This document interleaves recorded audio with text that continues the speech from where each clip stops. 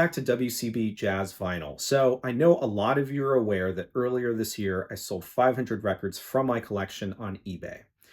I also know that there's a lot of people out there who are mulling over the idea of perhaps slimming down their collection as well. So maybe you bought too many on, during COVID, or maybe just lately you've been spending too much money and you're toying with the idea of possibly getting rid of some. Or maybe you're one of those people who's considering the idea of a side hustle, buying and selling records on eBay. So I want to talk over my experience doing this and whether I would do it again. Before we dive in, just know that I'm not going to stop talking about vinyl, collecting, listening, and apparently selling records every now and then. So if you like this type of content, become a subscriber, hit like. It's a free way that you can help my content get put in front of more people on YouTube, which is obviously super helpful for me. All right, so before you roll your eyes, or maybe as you roll your eyes, I never did a sum up video of the entire process of selling these 500 records. Many of you know, though, that I went through this effort basically between March and May of this year, all because of a New Year's resolution to slim down my collection. So back in January, I'd say that maybe a conservative estimate would be that I had about 700 records sitting either on the floor of my listening room or in a hall closet, not even counting the 3,000 records that are in my shelves. So I absolutely had to slim down. I just had too much. And even though I very much have a collecting mentality, as you can see from this room, or if you saw my baseball card collection in middle school. So despite that collecting mentality, I'm still very capable of slimming my collection down. Or at least that's what I kept telling myself, and this was meant to be the proof of that, right? So how I'm gonna sort of structure this discussion in this video today is this. First, I want to address the question of whether or not you should try and make money buying and selling records, even just generally. It's not really, it's like buying and selling, like buying to sell is not really my goal, never has been. But in case anyone is interested in that topic, I do have some feedback on that from my experience selling all these records on eBay. Then I'm going to pepper in some of the stats from my experience selling those 500 in terms of total revenue, the fees, the packaging costs, and such, because that's definitely a factor in anybody's consideration set of whether you're buying to sell or even just you're out there collecting and every now and then you want to part ways with some records. And then finally, I'm going to leave you with a few more stats, like what are the top selling records in my auctions? How many returns did I get? Did I get any negative feedback? Stuff like that. So that's kind of the that's kind of the lay of the land here.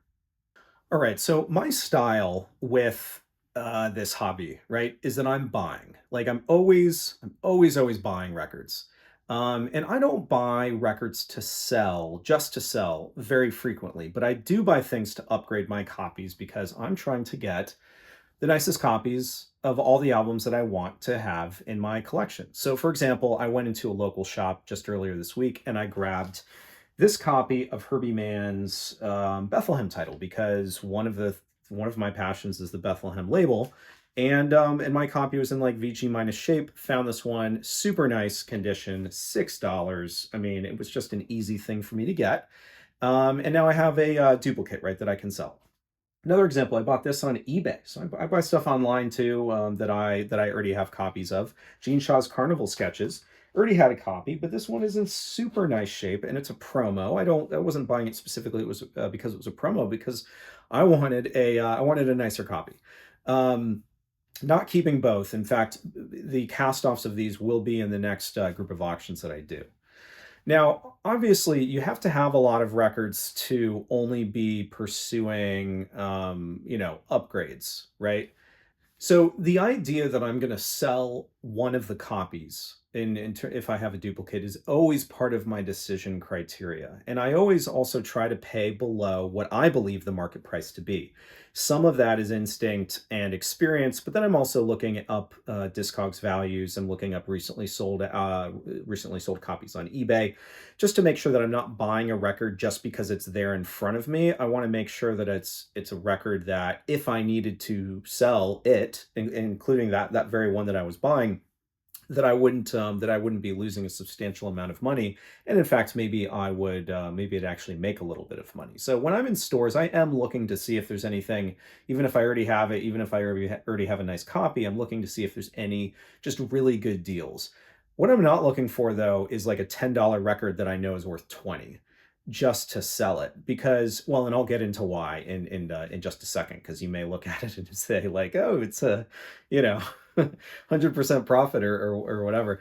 Um, so if you're only buying to sell, know that there's a pretty substantial buffer that you need in terms of the price that you pay to make it worthwhile to buy and then to sell. The federal government is not yet sending out W-2s for PayPal and eBay revenue, but it's been on their agenda to do that for years. They just haven't put it into action. So actually, each of the last 3 years, there was the threat, even going into like October and November, that they were going to put this law into effect, and all of a sudden you were going to have to pay taxes on all of your income through PayPal or eBay.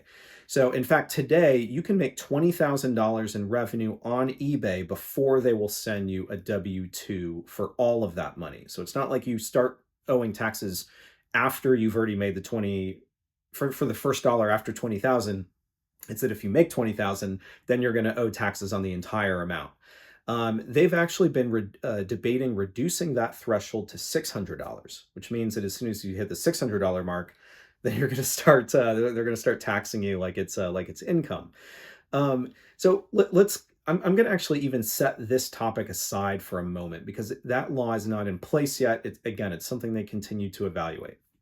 But that really will change everything, or at least it'll make you have to be super diligent about making sure that you understand all the deductions to offset your taxable income.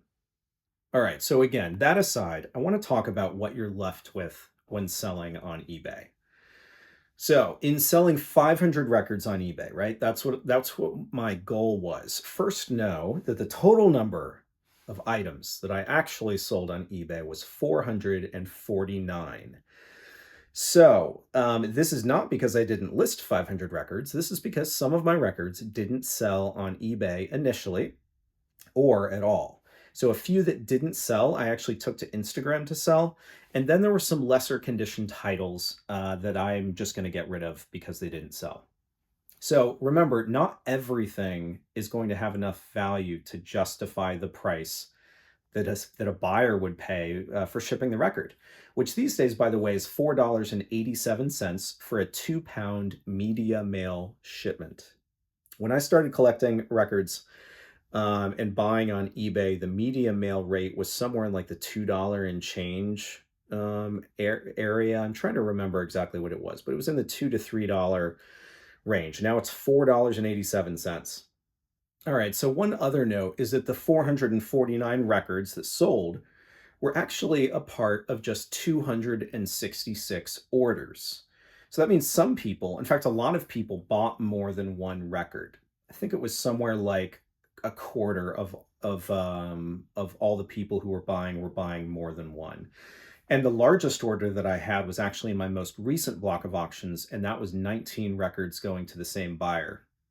Now, that doesn't mean that that I was able to make a ton of money by charging $4.87 for each record and then combining them and sending them out. No, in fact, by combining them, what I would do is I would add just $1. So you pay $4.87 for the first item, add $1 on for each additional item.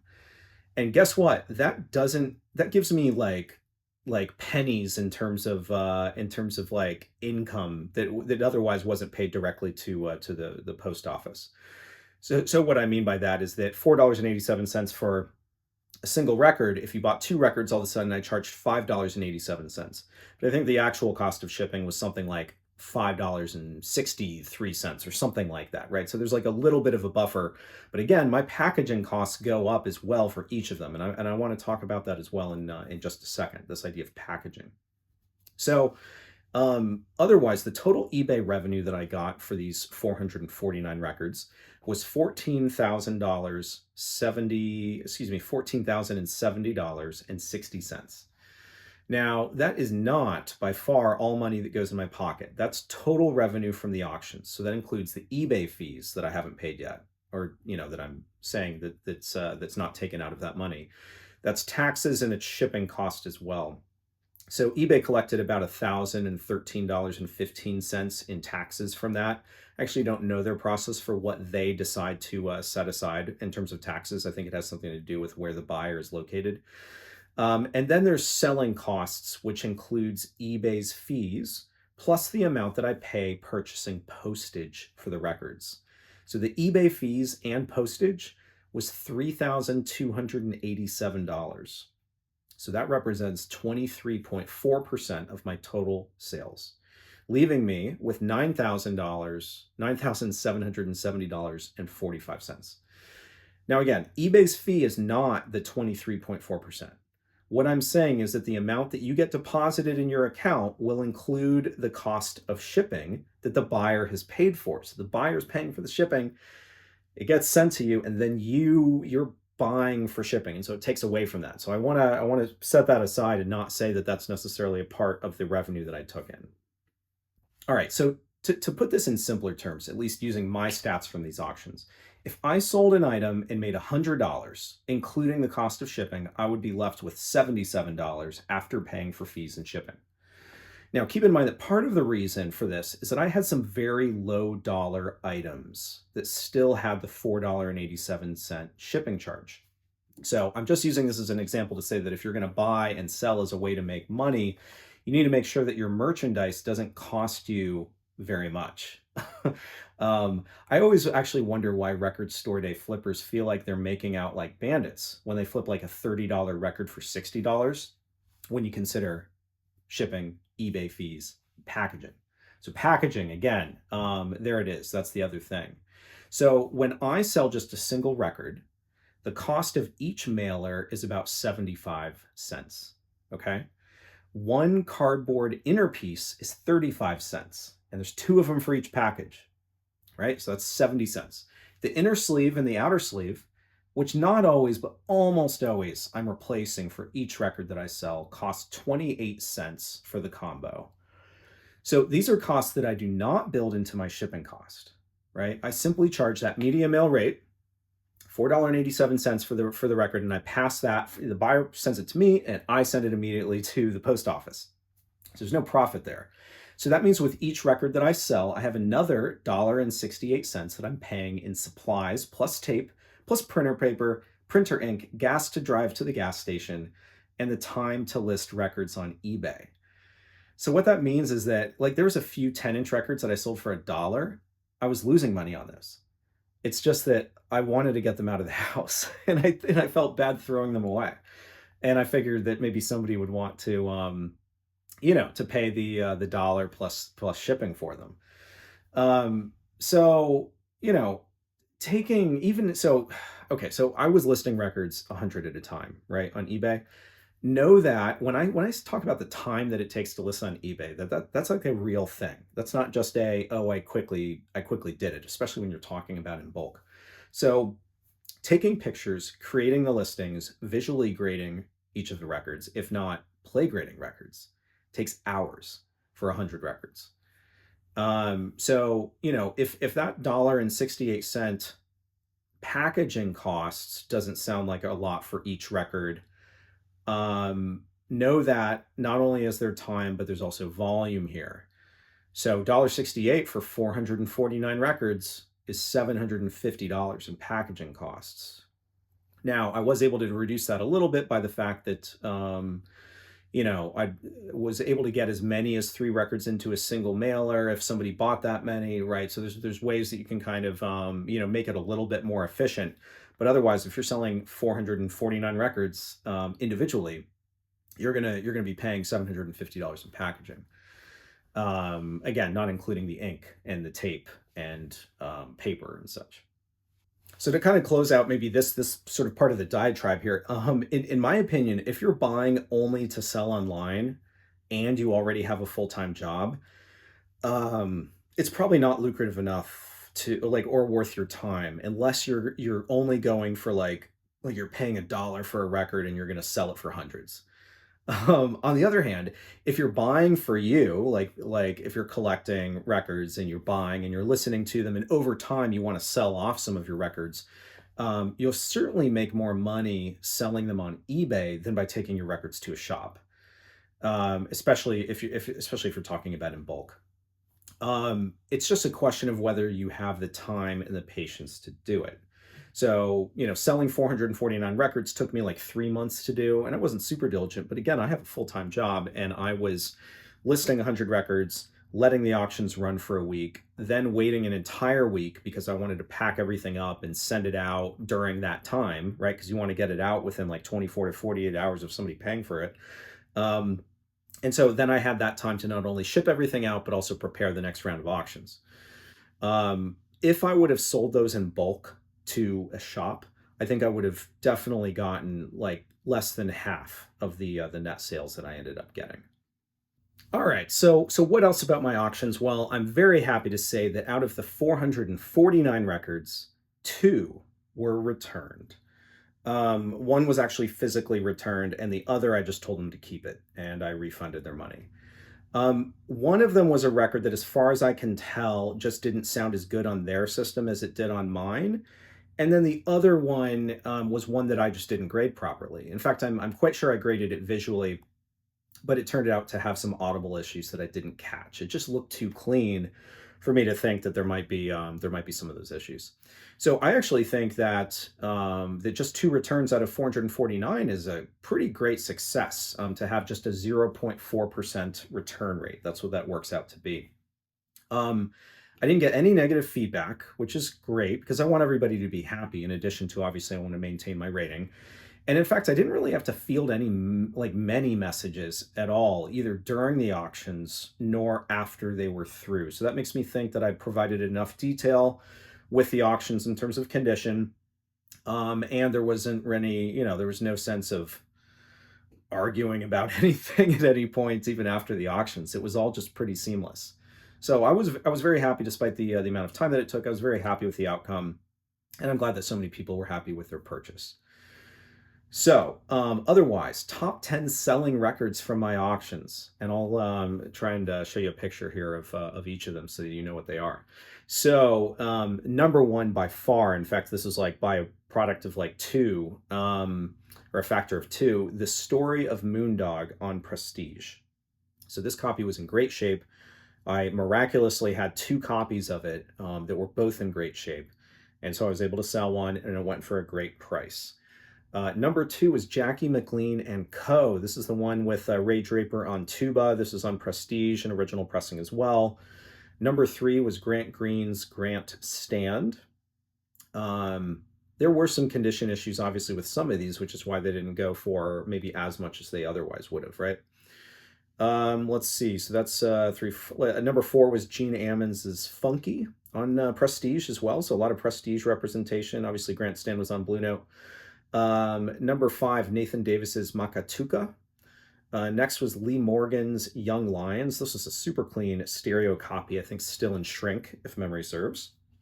Number, what would it be? Seven, Miles Davis Quintet, Sextet on Prestige. This is one that I actually thought, like, out of all the records, this is the one that the buyer got the best deal relative to what I thought it was going to go for and what I think its value is. But hey, you win some, you lose some. Number eight, Dizzy Reese's Changing the Jazz at Buckingham. That's on Savoy. Number nine was another Blue Note, Grant Green's I Want to Hold Your Hand. And then finally, at number 10, I was maybe a little bit surprised this one went as for as much as it did, but this is Cassiopeia's Mint Jams. This is a Japanese fusion band that, and I know that fusion is just very much in vogue right now. So maybe that was one of the reasons why. So, so that was the top 10. So what now? What am I going to do now? They're all done, right?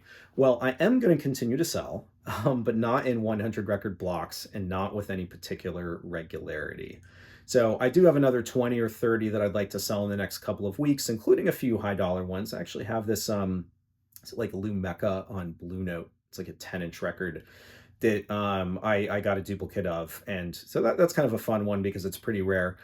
But I'm not planning to cover this more in future videos, honestly. It's just Me selling on eBay going forward is just a process of me like upgrading and constantly needing to kind of thin the herd. So I'm going to try to do that over time.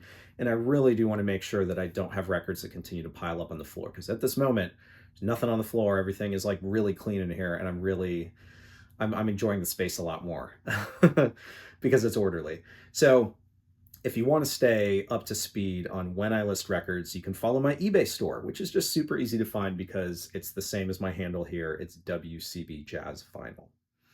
So anyway, apologize for those of you who weren't interested in as much eBay related content as you've gotten over the last couple of months. But again, this is the last one that I plan to make, at least for a while.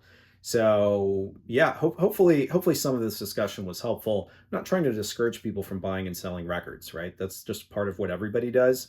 I just think you need to go in sort of eyes wide open on what the total process is and what all the costs are. So thanks everyone for sticking with me. I'll see you next time.